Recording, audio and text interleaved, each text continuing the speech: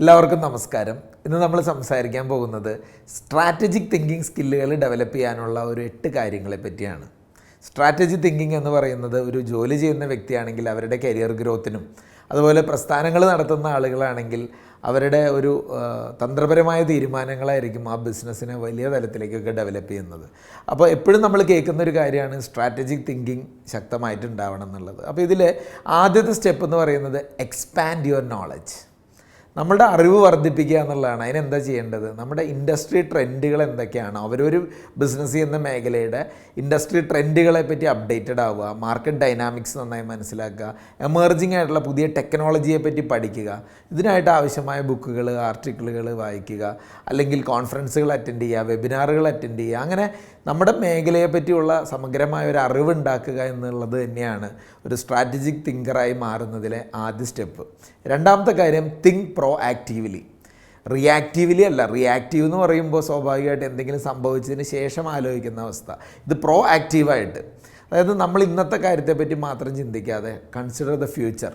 നമ്മുടെ ബിസിനസ്സിൻ്റെ ഭാവി എന്തായിരിക്കും, നമ്മുടെ കസ്റ്റമേഴ്സിൻ്റെ ഭാവി എന്തായിരിക്കും, കസ്റ്റമേഴ്സിൻ്റെ ഭാവിയിലെ ആവശ്യങ്ങൾ എന്തായിരിക്കും, എന്തൊക്കെയായിരിക്കും അവർക്ക് പൊട്ടൻഷ്യലായിട്ടുള്ള ചലഞ്ചുകൾ ഇനി ഉണ്ടാകുമ്പോൾ, എന്തൊക്കെ ഓപ്പർച്യൂണിറ്റിയാണ് ഉണ്ടാകുമ്പോൾ, എന്തൊക്കെ ട്രെൻഡാണ് വരാനിരിക്കുന്നത്, നമ്മുടെ മേഖല എന്തായാലും ആ മേഖലയിലെ ഒരു ഫ്യൂച്ചറിനെ പറ്റി ഇടയ്ക്കൊന്ന് ആലോചിക്കുകയും തിങ്ക് ചെയ്യുകയും ചെയ്തിട്ട് അതിനനുസൃതമായിട്ട് നമ്മുടെ ആക്ടിവിറ്റീസ് പ്ലാൻ ചെയ്താൽ അത് വലിയ വിജയത്തിലേക്ക് നമ്മളെ കൊണ്ടുപോകും. അതുകൊണ്ട് തന്നെ നമ്മുടെ കോമ്പറ്റീഷനെയൊക്കെ അതിജീവിക്കാനും പറ്റും. അതുകൊണ്ട് തിങ്ക് പ്രോ ആക്റ്റീവ്ലി എന്നുള്ളതാണ് രണ്ടാമത്തെ കാര്യം. മൂന്നാമത്തെ കാര്യം, ഫോസ്റ്റർ ക്യൂരിയോസിറ്റി. എന്ത് കാര്യത്തിനെയും ഒരു ക്യൂരിയോസിറ്റിയോട് കൂടി സമീപിക്കുക എന്നുള്ള രീതി. ചോദ്യങ്ങൾ ചോദിക്കുക, ആളുകളുടെ ഡിഫറെൻറ്റ് വ്യൂ പോയിൻറ്റുകൾ എടുക്കുക, പല ധാരണകളെയും ചലഞ്ച് ചെയ്ത് തന്നെ നമ്മുടെ ന്യൂ ഐഡിയാസ് ക്രിയേറ്റ് ചെയ്യാൻ നോക്കുക. അപ്പോൾ കുറച്ചും കൂടെ നമ്മുടെ ചിന്താഗതി വികസിക്കുകയും പല ആംഗിളിൽ നിന്നൊരു കാര്യത്തെ കാണാനും പറ്റും. അത് സ്ട്രാറ്റജി തിങ്കിങ്ങിലേക്ക് വഴി തെളിയിക്കുന്ന കാര്യമായിരിക്കും. നാലാമത്തെ കാര്യം, അനലൈസ് ആൻഡ് ഇവാലുവേറ്റ്. നമ്മൾ എന്തെങ്കിലുമൊക്കെ സിറ്റുവേഷൻസ് കാണുമ്പോൾ അതിനൊന്ന് അനലൈസ് ചെയ്യുക. പ്രോബ്ലം ആണെങ്കിൽ അതിനൊന്ന് അനലൈസ് ചെയ്യുക.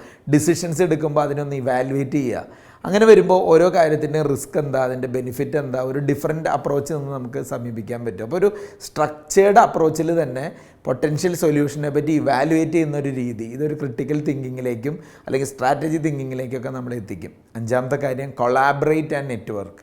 പല ആളുകളുമായിട്ട്, പല ഡൈവേഴ്സായിട്ടുള്ള പ്രൊഫഷണൽസുമായിട്ട് കൊളാബറേറ്റ് ചെയ്യുമ്പോഴും നെറ്റ്വർക്ക് ചെയ്യുമ്പോഴുമാണ് നമുക്ക് സ്ട്രാറ്റജികൾ ഉടലെടുത്ത് വരുന്നത്. അതുകൊണ്ട് തന്നെ നല്ല നല്ല ഡിസ്കഷൻസിൽ എൻഗേജ് ചെയ്യാൻ പറ്റും, പല പ്രൊജക്റ്റിലും കൊളാബറേറ്റ് ചെയ്ത് വർക്ക് ചെയ്യാൻ പറ്റും, മറ്റുള്ളവരുടെ എക്സ്പീരിയൻസിൽ നിന്ന് ലേൺ ചെയ്യാൻ പറ്റും. ആറാമത്തെ കാര്യം, സെറ്റ് ക്ലിയർ ഗോൾസ്. കറക്റ്റായിട്ടുള്ള ഗോൾസ് സെറ്റ് ചെയ്യുമ്പോൾ, അത് ഷോർട്ട് ടൈമും ലോങ് ടൈമും ഗോൾസൊക്കെ സെറ്റ് ചെയ്ത് അത് അച്ചീവ് ചെയ്യാനുള്ളൊരു പ്ലാൻ സെറ്റ് ചെയ്യുമ്പോൾ ഓട്ടോമാറ്റിക്കലി അതിലൊരു സ്ട്രാറ്റജി തിങ്കിങ് വരും. അപ്പോൾ അങ്ങനെ വരുമ്പോൾ നമ്മൾ ഓരോന്നും അച്ചീവ് ചെയ്യുന്നതിനുള്ള സ്റ്റെപ്സ് ബ്രേക്ക് ഡൗൺ ചെയ്ത് അത് ഓരോ സമയങ്ങളിൽ എത്തിച്ചേരേണ്ട പ്ലാനുകളൊക്കെ സെറ്റ് ചെയ്ത് മുന്നോട്ട് പോവുകയും അത് സ്ട്രാറ്റജിയായി മാറുകയും ചെയ്യുന്നൊരവസ്ഥ നമുക്ക് കാണാൻ സാധിക്കും. ഏഴാമത്തെ കാര്യം, സീക്ക് ഫീഡ്ബാക്ക്.